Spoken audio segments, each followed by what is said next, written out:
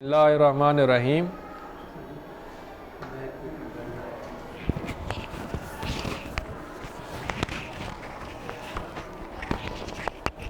جی چند اہم تربیتی پہلو۔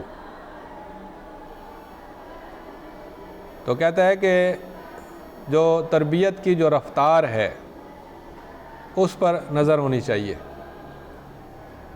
اجتماعی رفتار پر بھی نظر ہو، انفرادی رفتار پر بھی نظر ہو۔ سیر التربیہ، سیر کا مطلب رفتار، چلنا۔ اجتماعی جو ہے اس میں دیکھیں گے کہ اکثر طالب علم کیسے ہیں، اکثر طالب علموں نے اپنا ہدف پورا کیا ہے یا نہیں کیا، اور اگر طالب علم متقدمین ہیں یعنی آگے بڑھنے والے ہیں تو ان پر توجہ دی جائے گی، جو متاخرین ہیں پیچھے رہنے والے ہیں ان کے مسائل حل کیے جائیں گے۔ تو پروگرام کی کامیابی یہ ہے کہ اکثر طالب علموں کو فائدہ ہو، اکا دکا پیچھے رہ جائیں تو رہ جائیں، کوئی حرج نہیں۔ اسی طرح سے وہ بتاتا ہے کہ کوئی مشکل ہو تو اس مشکل کو تعمیری انداز میں حل کرنا ہے، نہ کہ رد عمل اختیار کرنا ہے۔ رد عمل کہتے ہیں کہ وقتی طور پر بڑے جوش و خروش سے ڈٹ جانا کسی چیز پر وقتی طور پر، لیکن جیسے ہی جوش ٹھنڈا ہو پھر وہ سست ہو جائے۔ تو تعمیری کام یہ ہوتا ہے کہ عادت بنائیں اور دھیمی رفتار سے مسلسل چلتے رہیں، اس میں تعطل نہ ہو، وقفہ نہ ہو۔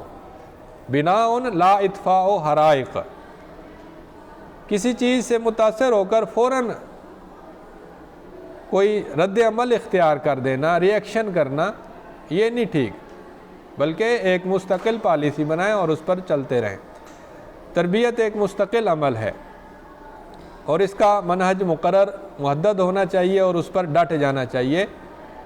خارجی واقعات، خارجی مسائل اور خارجی مہیجات، پریشانیاں جتنی بھی زیادہ ہوں، رد عمل اختیار نہیں کرنا بلکہ ان کا سامنا کرنا ہے اور اپنی مقرر پالیسی پر ڈٹے رہنا ہے۔ اگر کچھ خطرات ہیں تو بچوں کو ضرور بتائیں کہ یہ خطرات ہیں، لیکن بار بار نہ بتائیں کہ وہ پریشان ہو،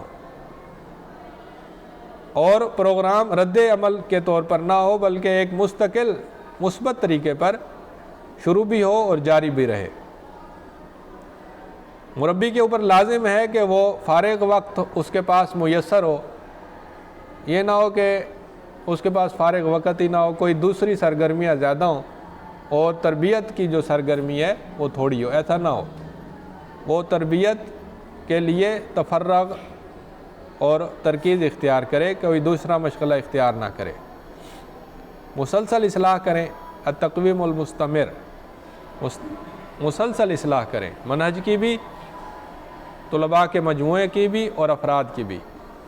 اور آخری نقطہ اس پورے پروگرام کا وہ یہ ہے کہ مربی اپنے آپ پر بھی توجہ دے۔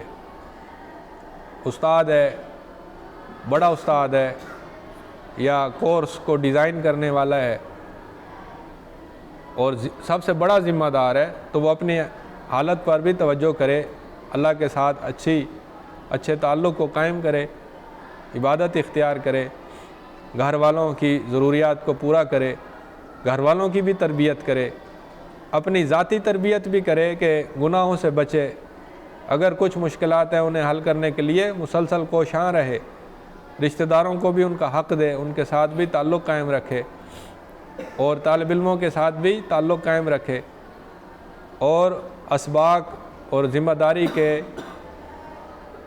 قیام میں مسلسل محنت کرے تاکہ کامیاب ہو۔ تو یہ آخری نئی نقطہ تھا کہ مربی اپنی حالت کی بھی اصلاح کرے۔ یہاں پر وہ آخر میں کہتا ہے وآخر دعوانا ان الحمد للہ رب العالمین۔